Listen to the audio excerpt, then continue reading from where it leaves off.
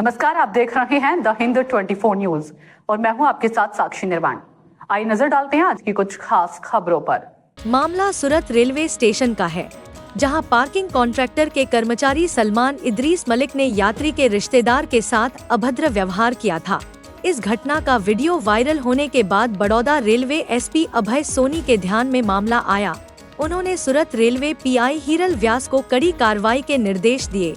जांच के दौरान पार्किंग कॉन्ट्रैक्टर के स्टाफ को बुलाया गया और वीडियो में नजर आ रहे कर्मचारी सलमान मलिक को पुलिस ने हिरासत में लिया।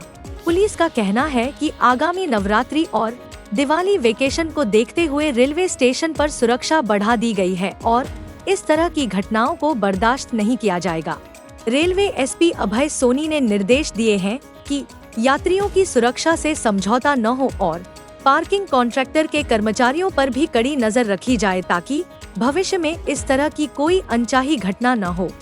गई तारीख 16 સપ્ટેમ્બર 2025 ના રોજ ઇલેક્ટ્રોનિક મીડિયા તથા પ્રિન્ટ મીડિયામાં થયેલા વાયરલ વિડીયો અનુસંધાને પોલીસ અધિક્ષક અભય સોની તથા એસડીપીઓ સાહેબ દ્વારા સખતમાં સખત કાર્યવાહી અને ત્વરિત કાર્યવાહી કરવા માટે સૂચના આપવામાં આવેલ। જે અનુસંધાને અમોદ દ્વારા તાત્કાલિક સર્વેલન્સ કોડને સૂચના આપવામાં આવેલ અને વાયરલ જે ઇસમનો વિડીયો થયેલો હતો એ ઇસમને તાત્કાલિક ધોરણે પકડી પાડવામાં આવેલ, તેને અરેસ્ટ કરી અને કાયદેસરના અટકાયતી પગલાં લેવામાં આવેલ છે। આ ઉપરાંત તે વ્યક્તિએ જે ભૂલ કરેલી છે તેનું તેને ભાન કરાવવામાં આવેલું છે।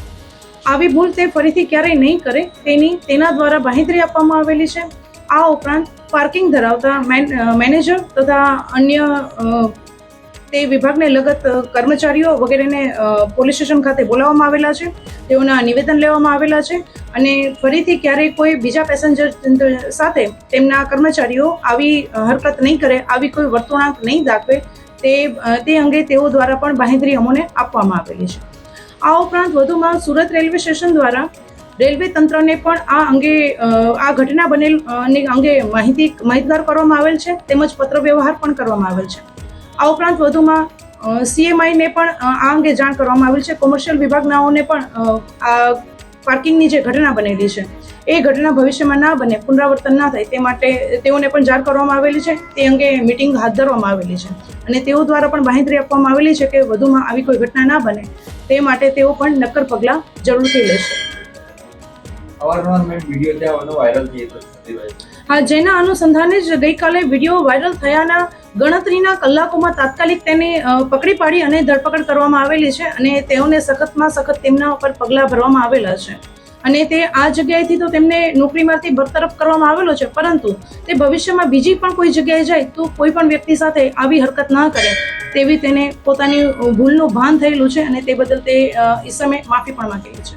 રેલવેનું પાર્કિંગમાં જે કોન્ટ્રાક્ટર છે તે ઉપયોગ કરતો હોય તેવા પણ આક્ષેપો થઈ રહ્યા છે।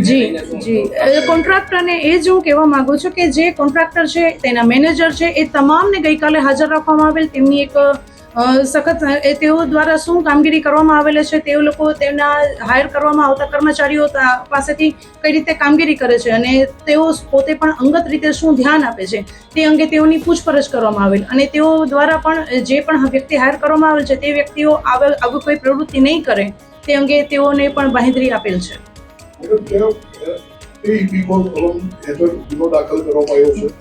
તેમના અટકાયતી પગલાં લેવામાં આવેલા છે। સદર ઘટનાના ગુનો દાખલ કરવામાં આવેલો નથી, તેના અટકાયતી પગલાં લેવામાં આવેલા છે। देखते रहिए द हिंद 24 न्यूज।